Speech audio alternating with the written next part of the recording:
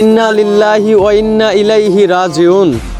আপনারা হয়তোবা জানেন, রাজশাহীর বাচ্চা ছেলে সাজিদকে নলকূপের পাইপ থেকে জীবিত অবস্থায় উদ্ধার করা হয়েছিল, কিন্তু তাকে হসপিটালে নিয়ে যাওয়ার পর বেশিক্ষণ তাকে জীবিত অবস্থায় রাখা যায়নি।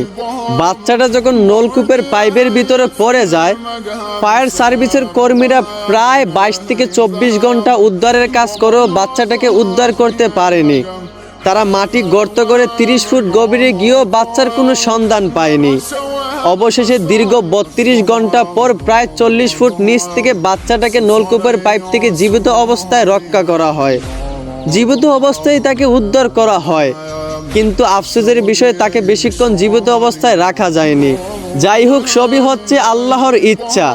একটা 2 বছরের বাচ্চা মাত্র 8 থেকে 6 ইঞ্চি একটা পাইপের ভিতরে 32 ঘন্টা জীবিত থাকা, এইটাই তো অনেক বেশি।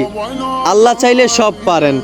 সবাই দোয়া করবেন বাচ্চাটাকে যেন আল্লাহ জান্নাত দান করেন এবং বাচ্চার পরিবারকে যেন আল্লাহ ধৈর্যশীল বানাইয়ে দেন।